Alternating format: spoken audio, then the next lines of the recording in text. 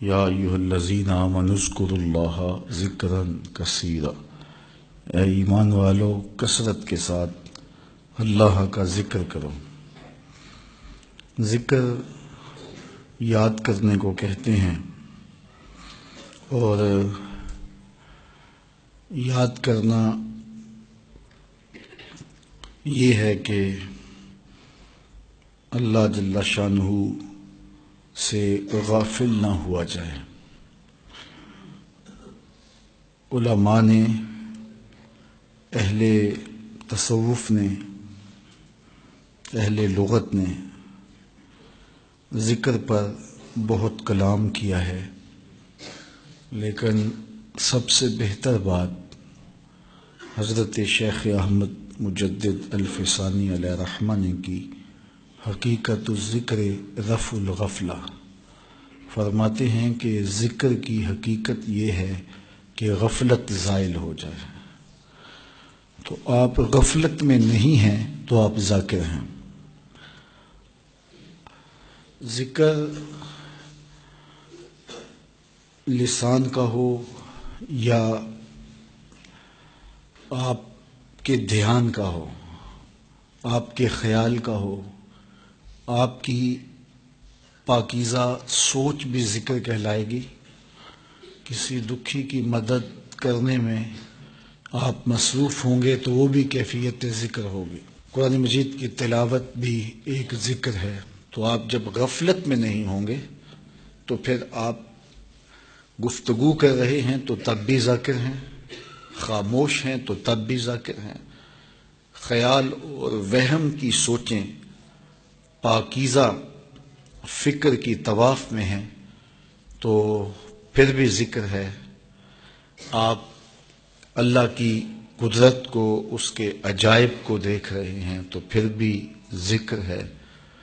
آپ کی سوچیں، آپ کے وہم، آپ کے خیالات سب کچھ ذکر کے زمرے میں آئیں گے جب رفع غفلت ہو جائے گی۔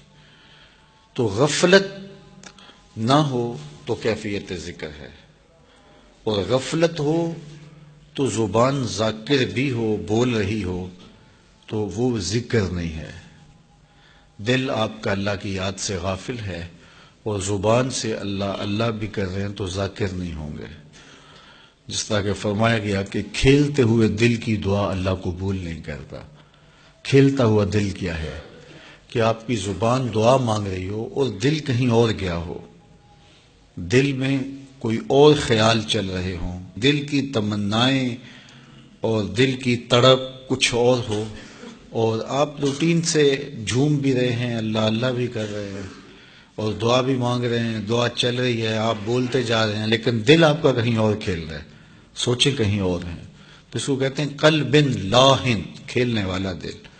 تو کھیلنے والے دل کی دعا اللہ قبول نہیں کرتا۔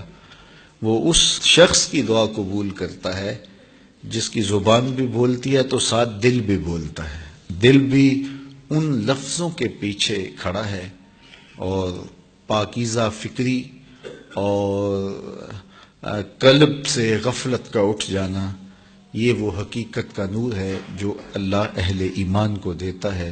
آپ کو کیسے پتہ چلے گا کہ میرے دل میں نور پیدا ہو رہا ہے؟ تو اس کا طریقہ یہ ہے کہ آپ کے دل میں نیکی کے لیے رغبت پیدا ہونا شروع ہو جائے گی، اور گناہ سے نفرت پیدا ہونا شروع ہو جائے گی۔ ہم گناہ سے رکتے تو ہیں، لیکن ایک کھچاؤ ضرور ہوتا ہے گناہ کی طرف۔ برائی میں جو دنیاوی کشش ہے اس کی وجہ سے بندہ اللہ سے ڈر کے رک تو جاتا ہے، لیکن پھر بھی اندر ایک طلب اس کی باقی رہتی ہے۔ اس طرح نیکی کرتا تو ہے بندہ، لیکن بعض کا اپنے آپ کو کھینچ کے لے جا رہا ہوتا ہے۔ لیکن جب اس ذکر کی کثرت کریں گے تو اس کا نتیجہ یہ ہوگا کہ نیکی کی طرف فطری رغبت پیدا ہو جائے گی اور گناہ سے نفرت ہونا شروع ہو جائے گی۔ پھر آپ کے سامنے جب گناہ آئے گا تو اس کو آپ ویسے ترک کر دیں گے سہولت کے ساتھ، مشکل نہیں لگے گا۔ اس لیے ذکر کی برکتیں اس سے نصیب ہوں گی، اور یہ دل نور پاتا ہے ان اذکار سے. تو اس لیے ہمارے جو مشائخ ہیں وہ ذکر کی تعلیم اور ترغیب اسی لیے ہمیں دیتے ہیں.